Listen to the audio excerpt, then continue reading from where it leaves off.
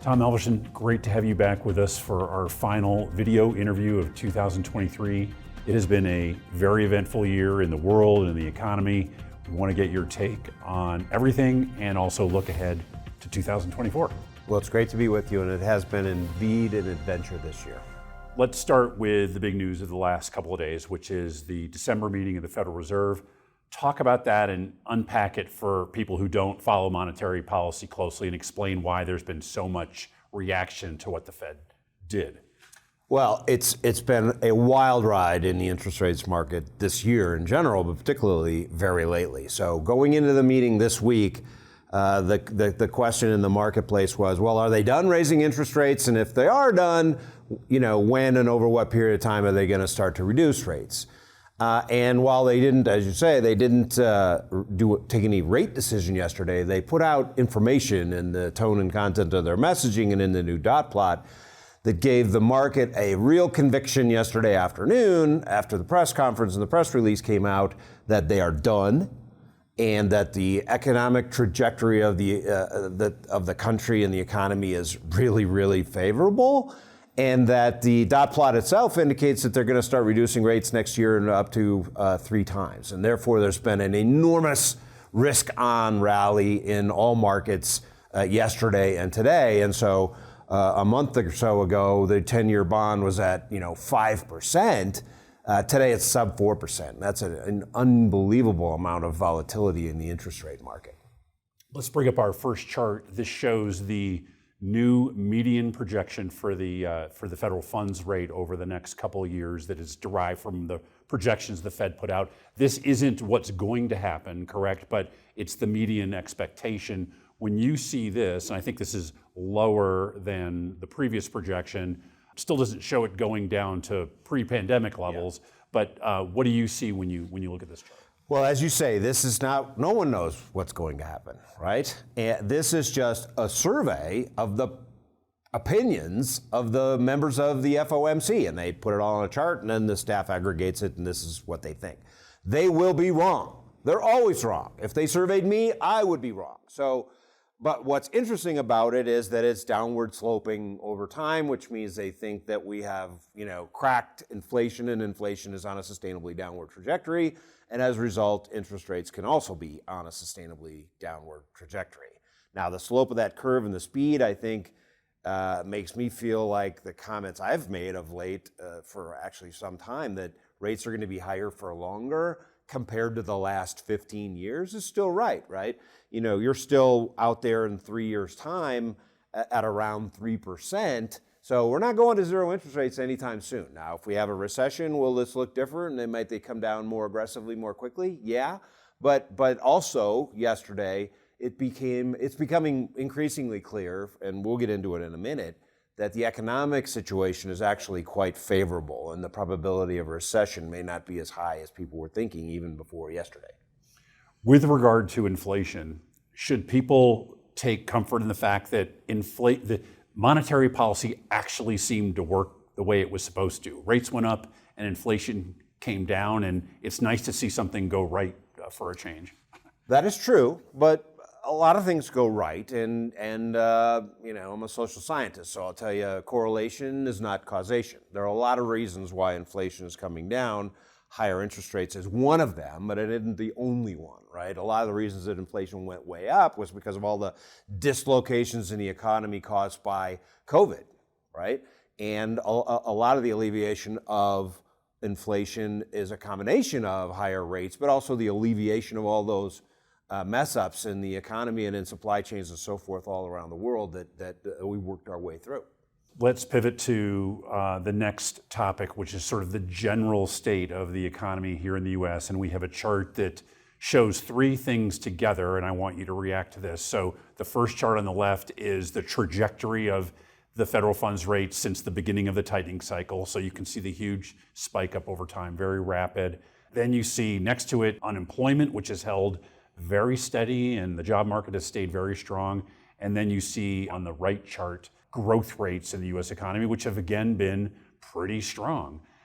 When you look at this, are you surprised at how well the economy has seemed to take these higher rates in stride over the last 18 months or so.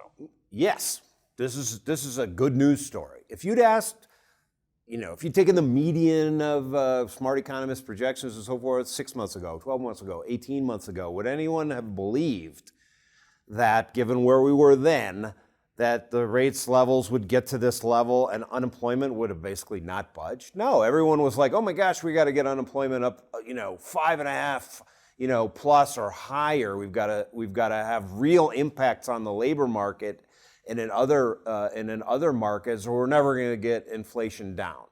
To see that unemployment is at this level and that the GDP is growing with this level of strength and inflation is still coming down is frankly not something I would have expected or projected. And frankly, I don't think anybody else would have either. And I think part of the reason for the intensity of the rally yesterday was people who listened to Chairman Powell. It's like, wow, even Chairman Powell is pretty pleased at how well the economy is performing. So it's pretty astonishing. We should be very happy about it. Do you attribute this good performance to anything beyond, the U.S. is just innately strong, or is there any reason why this has happened, do you think? There are many reasons, and I think it's too soon for us to sort of, parse them all out and stack them up in terms of the rank and priority. I got to hope and believe that there's a lot of productivity growth going on in the economy, which means that we can grow while inflation is falling, right?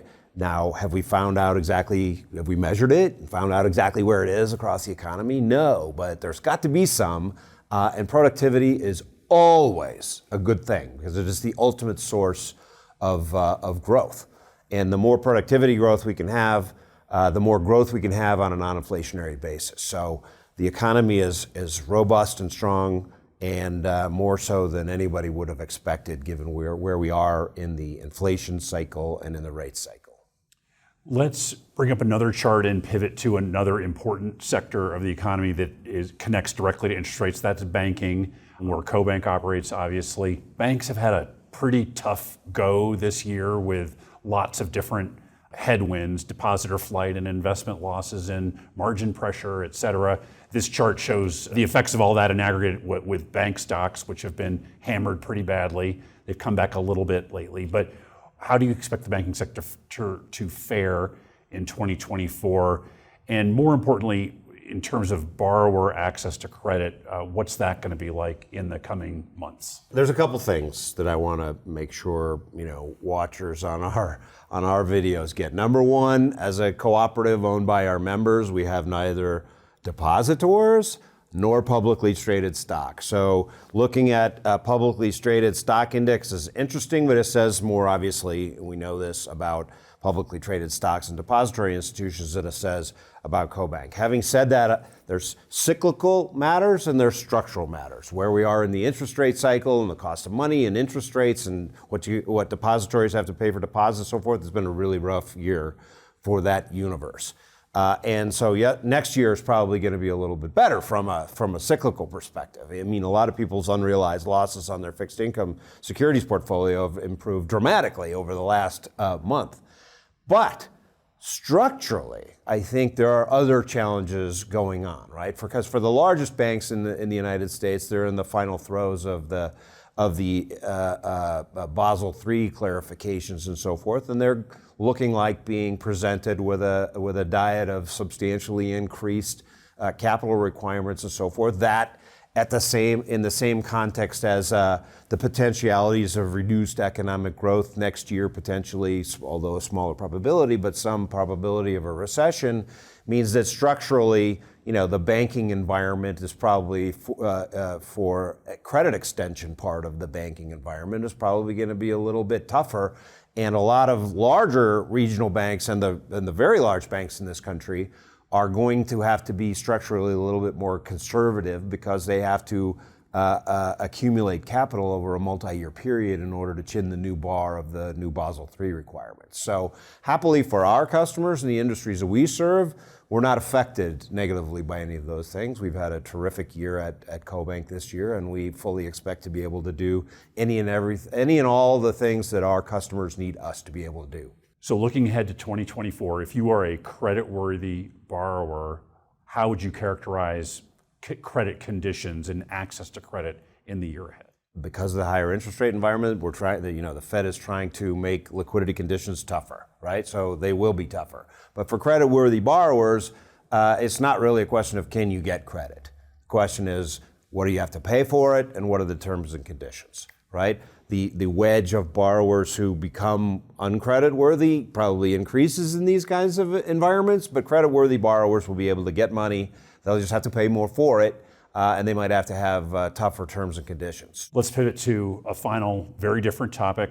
We are not that far away from entering the third year of the war between Russia and Ukraine, the land war, which had a huge impact on commodity prices for oil, for fertilizer, for ag products, et cetera. The chart that we are bringing up now shows that commodity prices are now lower than they were today at the start of the war. Couple questions there, but starting with that, are you surprised by the fact that the global economy has been able to kind of absorb the war and find other ways to supply itself with these critical products? A couple things I would say. Number one, the world has got a lot of problems, and they're getting worse, not better. I am unhappy to be able to say that, when you and I talked a year or two ago, I said I thought that the war in Ukraine was going to be bigger, messier, and last a lot longer than people thought, and unfortunately that's turning out to be true. Other problems in the world are festering, and others have re-emerged. Witness Gaza, for example. So the challenges that we have in the operating environment and the feedback loops between geopolitics and the economy and financial markets and all that stuff are always, being brought to our attention. However, commodities aren't called commodities for nothing, right? They can be produced in more than one place. And particularly in agriculture, in the United States, we have a fabulously efficient marketplace and fantastic producers. So the good news is, when the most recent attack of the Russians on Ukraine occurred, we were all worried, oh my gosh, there are going to be parts of the world where people are going to starve to death because there isn't going to be enough food. Well, the good news is people respond to price activity, right? And supply disruptions, and the fact that Ukraine is still producing and still exporting, but a fraction of what they used to, but other people are producing more. Right? Stocks are relatively low and so forth, but prices are what prices are. And that's a reflection of the fact that the whole world is immensely capable of effectively surging agricultural and food production, which it has. And thus, even food prices are coming down in the context of the decelerating inflation story. Do you have any kind of sense or prediction of what will happen in the Russia-Ukraine situation over the next year? I have very little optimism that anything good will result of it because when we've talked about this before, I have the same view, unfortunately, which is both sides' war objectives are completely and utterly irreconcilable. Just as irreconcilable today from all the evidence as they were 2 years ago. And I think, frankly, President Putin feels emboldened, even though he's had a dramatically catastrophic performance from a military perspective. He views his long-term ability to wait out the West as strengthening right now. And the fact of the matter is as admirable and as incredibly strongly the Ukrainians have performed in the protection of their own and the desire to protect their own freedom and their own country, they can't do this with their own, all on their own financial and equipment basis. They don't have enough money and they don't have enough infrastructure to produce the weaponry that they need. They need outside support. And if we and our friends and allies are not able and willing to do that, their circumstances become pretty dire. Anything else you would add before we wrap up? We really appreciate these conversations with you, and they're very interesting and informative. So thank you for taking time to do them as always. Anything you'd like to say to close out our year? Absolutely. I want to wish a happy holidays to all of our customers and owners and our many stakeholders across the country. And we appreciate greatly the relationships we have as we earn the right to serve our mission and to serve our customers and to do right by the country and our stakeholders. I wish everyone a happy holiday season, and we look forward to coming back with refreshed vigor in the new year.